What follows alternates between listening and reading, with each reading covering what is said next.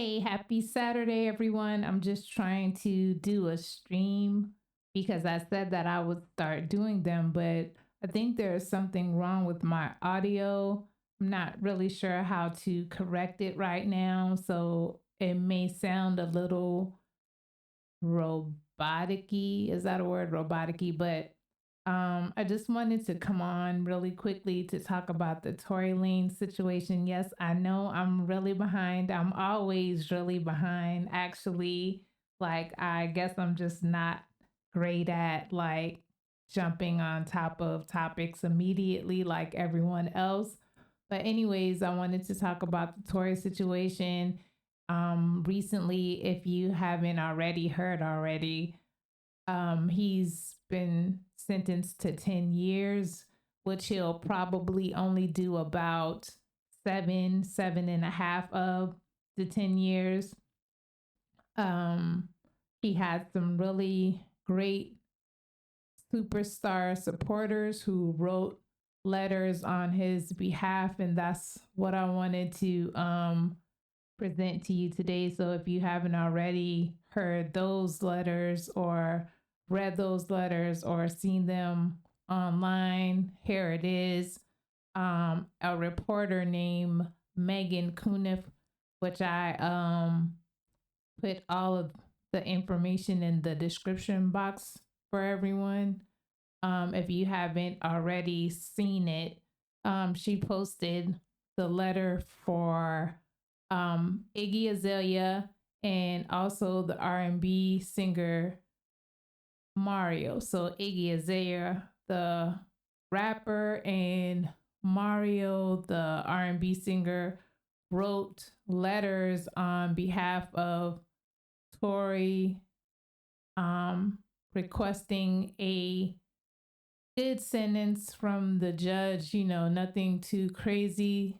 They pretty much talked about his character and how he has treated everyone throughout his life. And, you know, they really wrote some great letters, I have to say, especially Iggy. She really like reached deep down inside and she said everything great about him, like things I didn't know, like most of us probably didn't know that he's done. So before I show that, I'm going to show this fair use thing. And everybody keep in mind that I don't really know what I'm doing. I'm trying my best. This stuff is not really easy for me. I'm not tech savvy. So anyway, here goes the fair use thing. Fair use disclaimer. All videos posted on my channel contain a fair use copyright disclaimer in accordance with Section 107 of the Copyright Act of 1976, which allows fair use for purposes such as criticism, commentary, news reporting, teaching, scholarship, and research. All rights and credit go directly to the video's owner, and no copyright infringement is intended. So that was the fair use disclaimer, because it's easy to get copyright strikes and everything on YouTube. Like, I'm already at my first copyright strike warning. So, you know, it's serious. You can only get 3s, but all of the seasoned YouTubers know that already. But for the people who don't know, but that doesn't matter. That's neither here nor there. That has nothing to do with you guys. So, like I said, everything is in the description box where I got all of this information. Please like, comment, share, and subscribe. I'm trying to get to 5,000 subscribers. It is not it is not hard. It is hard. It's not easy getting subscribers, so cut me some slack, everybody. I'm gonna show you the letters now. One moment. Although Tory Lanez just received a 10-year sentence, which he may only serve about 7 or 7.5 of it, he did have some celebrity friends who wrote letters to the judge on his behalf. So I put together a little thing for you with 2 of them, Iggy Azalea and Mario. Dear Honorable Judge Hereford, I'm writing to you in regards to a case in your court, the people of the state of California plaintiff versus Daystar Peterson, case number BA 490599. My name is Iggy Azalea, and I've been a successful musician for the last decade. I've sold over 65 million records throughout my career, had #1 hits on the Billboard Hot 100, and broken records previously held by the Beatles.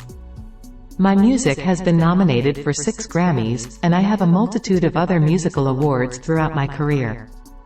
I've toured with some of the biggest acts in music, from Beyoncé to Pitbull. I've also collaborated with everyone from Britney Spears to Jennifer Lopez. In short, like yourself, I'm great at what I do, and I'm well respected by my peers. Becoming successful is incredibly hard to do, and maintaining success is even harder. The music industry is not designed to empower artists, especially not women. You learn to expect misogyny at every turn, no matter how much you've personally achieved. Sadly, I've spent my entire career battling sexism and bad behavior behind the curtains. One unfortunate consequence of that is I am victim of abuse myself. I must make note of the things I've suffered through so that you understand definitively. I would not write to you on behalf of an abuser. In fact, it's the very reason I felt it imperative I share my viewpoint as a woman in music in regard to Daystar Peterson. You are presiding over his case, and it would mean a great deal to me if you'd please let me share with you why Tory Lanez is far from your average entitled rap star. I believe in justice, and I know you do too. You've dedicated your life's work to it, and I respect that deeply. That's why I'm taking my time to do this, because I know the person you are understands. In order to truly conclude what a fair sentence is, you need better understanding of who the person you are sentencing is at their core. Judge Hereford, I was elated when I saw your name in relation to this trial because you have a reputation of being a very fair judge. In fact, it's one of the reasons I was saddened. Daystar has subpar legal counsel, and did not take the stand at his own trial. We've all been frozen in fear before. The unfortunate side effect of his choice is that he's been painted in the most unrecognizable way to you, the jury, and the public. Daystar Peterson is not the pest you've heard about. He's a gardener, he helps others bloom. Any leniency you may afford him would be something you could be proud of. You see, Daystar has been helping me from the moment I met him. Our paths crossed in 2018 while working in the same recording studio. Although he was writing music for another artist, he took the initiative to come to my room in his break time and play song ideas he'd written for me too. This resonated with me because it's highly unusual for someone who's already very successful to want to help others. Music is competitive. In that way, we've remained friends since. And what I've come to understand about Daystar is he's genuinely passionate about helping others. He will go out of his way to help someone he sees even a glimmer of greatness inside. Although he's an incredible songwriter, it's my belief this is his true gift, seeing what could be and becoming the driving force to make it happen. He battled and overcame some incredible odds on his pathway to success. In many ways, he's still battling now. I think that's one of the reasons he always fights hard to elevate others. One of my favorite examples of this is the story of how he came to hire his personal assistant Mario. Daystar was stopped at a red light with his window down, when a guy in his early 20s yelled from the sidewalk, "I'm chasing a dream too, and I'll do anything to work with you. I'm working for Postmates, please let me give you my resume." Shockingly, Daystar took his number, called the next day and interviewed him for a job. He wasn't in need of another employee. Still, he created an internship and later a full-time job for Mario. I've seen him silently help people empower themselves in this way time and time again. He creates space for others to be great. I deeply appreciate the person he is, and have never witnessed him lose his temper or raise his voice at a woman. He's always been incredibly respectful of me, and I refuse to believe that he would do anything in malice, especially to a woman. I've witnessed him diffuse so many sticky situations with kindness and humor.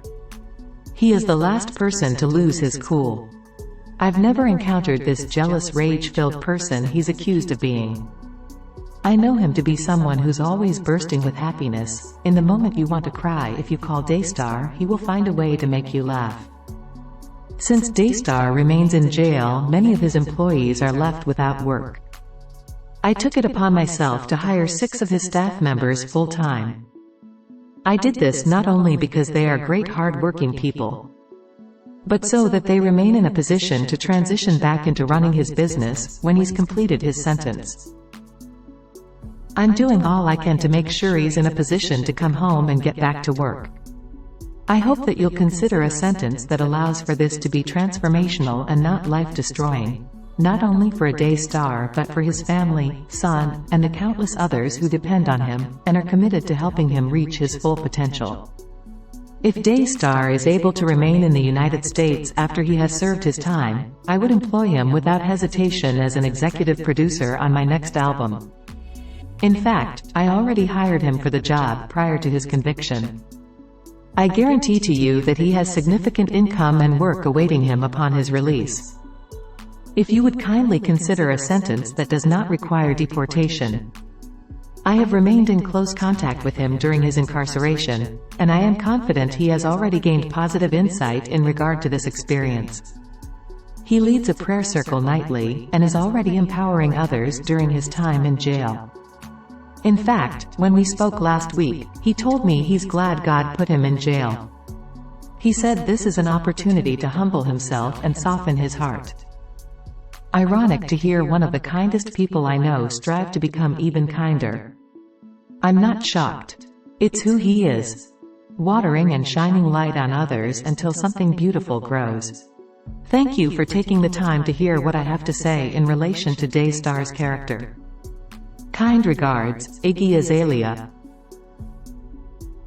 Dear Judge Hereford, my name is Mario Barrett, and I am a recording artist and businessman. I am good friends with Tory Lanez and have known Tory for over 7 years.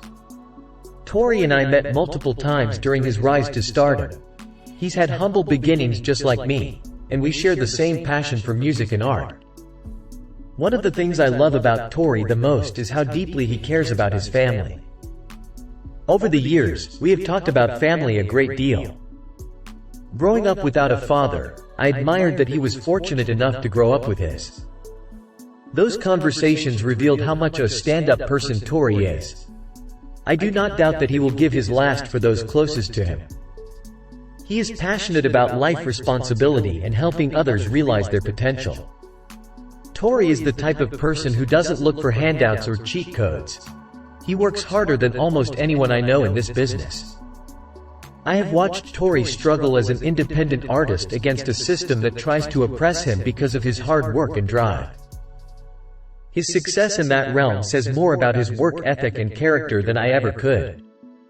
Another incredible thing about Tory is that he loves and gives back to his community. He has fed many people and helped them out of unfortunate circumstances. He walks the walk. When Tory first became a father, I remember a conversation about everything he wanted to leave for his child someday, and how his child was changing him as a man. I can only hope that Tory will be able to be there for his son during the most formative years of his life. The situation at hand comes as a surprise to so many of us who know Tory personally. I have never seen Tory act out of character in a manner to hurt someone. We've spoken on the phone many times and prayed with each other. All I can ask and pray for is that he and his son are treated fairly. Sincerely, Mario Barrett. So you guys heard the letters. He had many more letters that talked about the good person he is. Now, there are people for him, there are people against him.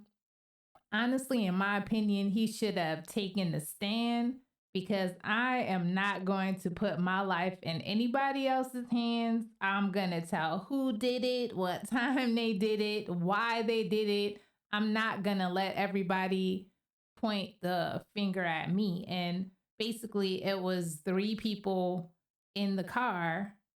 Well, 4 people in the car. I don't know.